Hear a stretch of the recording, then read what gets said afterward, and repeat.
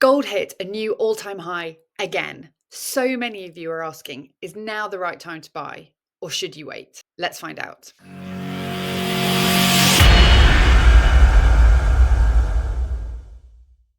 So right now, gold is firmly up above $2,600. It's up over 27% on the year, 27%. But has it ticked up too fast, too soon? Is there a correction coming?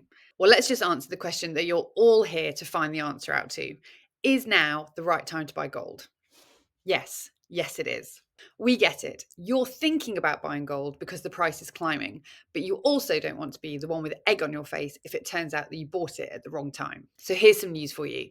The only ones with egg on their faces are the ones who dismiss gold and never buy it. Gold isn't your bog standard investment. For a start, it's been around a hell of a lot longer than anything else knocking around in your portfolio. But I'm not going to give you all the usual reasons to own physical gold. For example, that it's an inflation hedge, safe haven, there's no counterparty, US dollar risk, all the central banks are doing it, just to name a few. Nope, instead, I'm going to give you my reasons for why today is the right day to buy gold. So first up, stimulus. This week, China announced its biggest economic stimulus since the pandemic.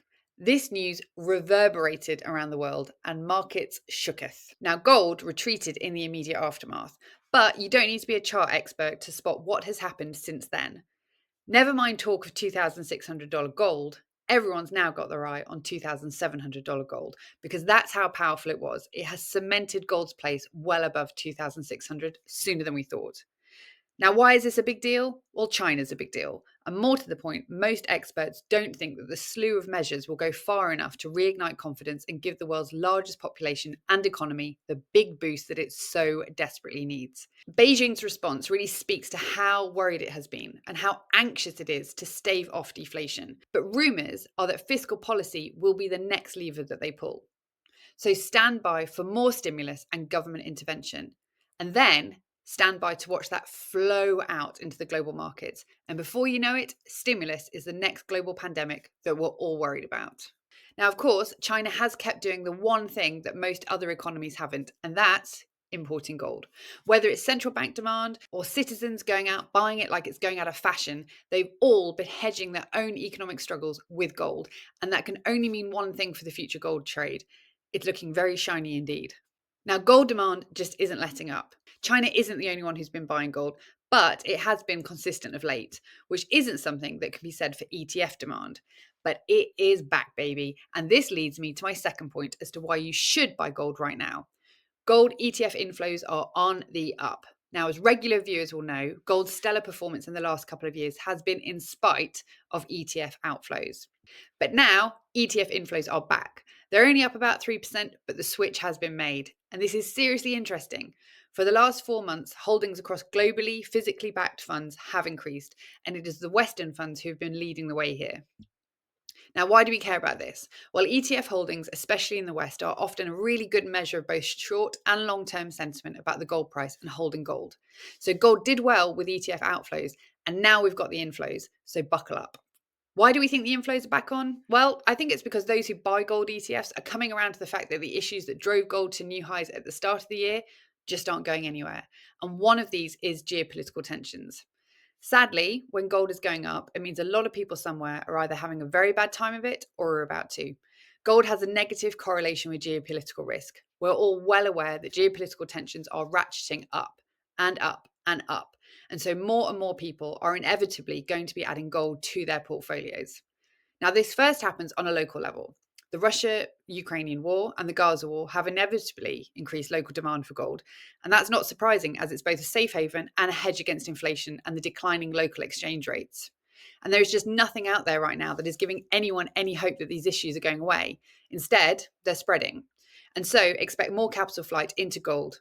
And I'll let you into something. Israel's government are onto this. They don't like it. Just last week, reports out of Tel Aviv were saying that the Israeli Prime Minister, Benjamin Netanyahu, is considering limiting citizens' right to own precious metals. This is apparently under the guise of fighting financial crime. But we have seen this previously. In India, it's a form of capital control and the right to save money as you see fit. And governments only do this when they don't like that others have spotted an alternative to holding increasingly worthless cash. If after all this, you are seriously asking yourself if you're going to get gold much cheaper, then listen to this. Gold's next big move to 3,000 is not that far away, and that's going up. We're in a story of two halves here. Earlier on in the year, when we saw around a 15% climb in the gold price, this was on account of drivers such as central bank demand, which is still around, demand from the likes of Turkey, where inflation has been at crazy levels, and huge physical demand from the jewelry market in India. And all of that happened despite the usual movers such as the US dollar and interest rates not really doing very much for gold at all. But now, of course, just last week, we saw the easing cycle really come into play. Yes, we've seen the likes of the ECB and others announce a cut in rates, but it wasn't until the Fed announced that they were starting their own cuts that this second rally in gold really got going. Add to that the stimulus measures announced by China at the beginning of the week, and we are off to the races. But let's bring it back to you. Just ask yourself, if gold is climbing right now and continues to hit new highs, what does that say about the rest of your portfolio and other investment options out there? Rather than think that gold is going up, ask what it's going up against, because that's the weak side of the trade. That's where you don't want to be placing your bets right now. Just as a very broad example, if all of your money is in dollars, your money is losing more than 3% per year in terms of purchasing power. And that's just by me using official stats, not even shadow stats. By holding a portion of your liquid net worth in gold and other precious metals, you can better protect your purchasing power as inflation continues to eat away at the dollar. Everything I've mentioned just now, stimulus packages, wars, central bank decisions, inflations, so on, it's all out of your control. You need to get some control over your wealth and your financial future. Gold has long been regarded as a store of value, a hedge against inflation, a safe haven asset during times of economic uncertainty. And throughout history, whenever there's been economic turmoil or instability in the financial markets, investors flock to gold. Why? Because gold has a proven track record of preserving wealth and maintaining its value over time, even when other assets falter. Now, physical gold and silver is the only way to do that. So why would you want to wait? Nothing suggests right now that this is overpriced. So why hang around? Start buying gold today and just follow one of these links to find out more.